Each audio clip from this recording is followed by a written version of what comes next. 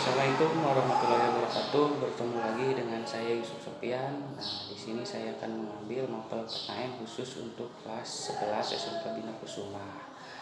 Nah, sebelumnya selamat buat kalian karena telah naik menjadi kelas 11 SMK Bina Kusuma. Nah, untuk tahun ajaran baru pun sekarang masih menggunakan pembelajaran daring.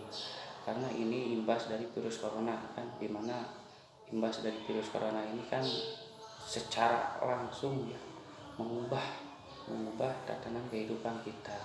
Contohnya orang tua kalian yang biasa bekerja di luar sekarang dianjurkan untuk bekerja di rumah.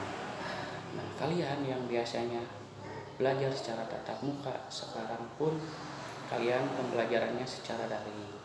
Ada lagi kalian yang biasa apel di luar rumah sekarang menjadi di dalam rumah. Nah, itu salah satu contohnya kan ya. Oke, kita langsung lanjut saja. Untuk pembelajaran kali ini saya akan membawakan sebuah materi yaitu tentang harmonisasi hak dan asasi manusia terhadap perspektif Pancasila. Sekali lagi, saya akan membawakan sebuah materi yaitu tentang harmonisasi hak dan kewajiban asasi manusia dalam perspektif Pancasila. Namun sebelum menuju ke materi di sini, untuk lebih kalian berkonsentrasi, saya mempunyai suatu challenge di mana challenge-nya cukup sederhana. Jadi kalian tinggal menebak kata yang saya sebutkan. Nah, namun di sini saya tidak akan bersuara ya. Jadi kalian hanya menebak gerak bibir saya saja. Oke. Oke, baik, kita langsung saja, silakan diperhatikan. Untuk soal yang pertama adalah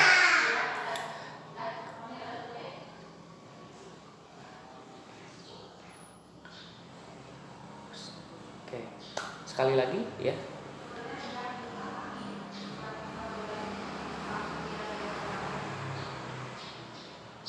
Nah, itu untuk soal yang pertama, oke.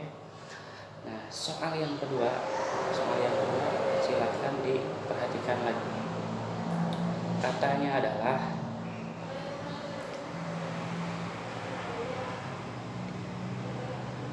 baik, sekali lagi.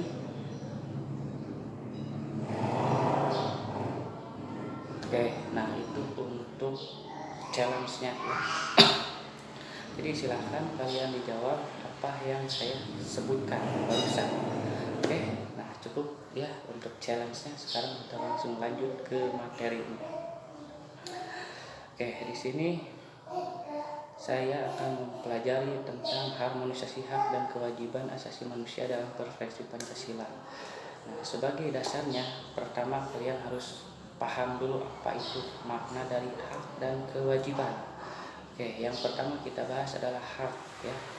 Hak merupakan sesuatu yang mutlak yang dimiliki oleh setiap orang dari sejak lahir, dan penggunaannya pun tergantung pribadinya masing-masing.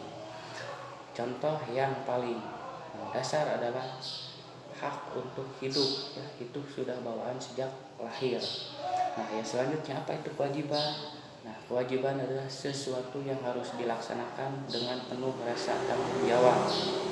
Nah, tentunya dalam kehidupan sehari-hari kalian harus tahu ya hubungannya antara hak dan kewajiban. Jadi hak itu bisa kalian tuntut kalau sudah menunaikan kewajibannya. Awas ya, jangan menuntut dulu hak tapi kewajiban belum dilaksanakan. Nah, seperti itu ya yang sering terjadi di masyarakat. Nah, untuk yang selanjutnya tadi pengertian hak dan kewajibannya sudah. Sekarang kita langsung masuk ke pengertian hak asasi manusia. Apa itu hak asasi manusia? Nah, mari kita bahas ya. Hak asasi manusia adalah hak yang melekat dalam diri setiap pribadi manusia. Nah, jadi dalam artian hak asasi manusia itu hanya dimiliki oleh pribadinya masing-masing. Dalam artian hak asasi manusia tidak diperoleh melalui pemberian dan tidak bisa diberikan kepada orang lain. Jadi itu mutlak milik pribadinya masing-masing karena sudah dibawa sejak lahir. Oke, nah salah satu contoh yang menjadi hak asasi manusia diantaranya adalah hak untuk hidup, hak mengemukakan pendapat, dan lain sebagainya. Terus yang selanjutnya masih dalam hak asasi manusia ya. Apa yang menjadi ciri-ciri hak asasi manusia? Nah, di sini ada 4 ciri ya yang menjadi ciri hak asasi manusia. Kita bahas satu persatu ya. Hak asasi manusia mempunyai beberapa ciri. Yang pertama adalah hakiki. Yang bagaimana hakiki? Nah, hakiki di sini adalah dalam artian hak asasi manusia itu sudah ada sejak lahir. Artinya itu tidak diberikan oleh orang tua maupun oleh siapapun. Jadi itu sudah bawaan kita sejak lahir secara kodrat ya. Ciri yang kedua yaitu universal. Nah, artinya berlaku untuk semua orang tanpa memandang status, gender, agama, dan lain sebagainya. Jadi itu mencakup semua orang, universal. Ciri yang ketiga adalah tidak dapat dicabut. Dalam artian hak asasi di sini tidak dapat diserahkan atau diberikan ke orang lain. Mutlak itu hanya milik pribadinya masing-masing. Nah, yang selanjutnya atau yang terakhir adalah tidak dapat dibagi-bagi. Berarti semua orang berhak mendapatkan semua hak ya, baik itu hak sipil dan politik, hak ekonomi, sosial maupun budaya.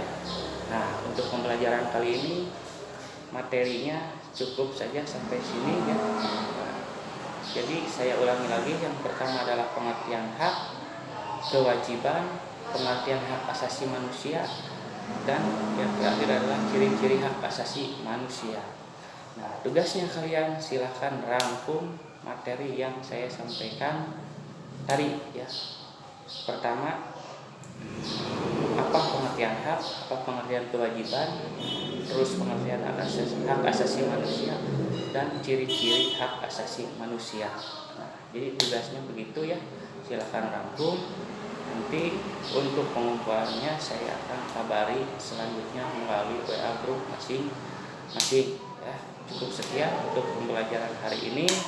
Terakhir, amanat dari saya tetap di rumah ya, walaupun kalian tidak ke sekolah, tetap belajar di rumah.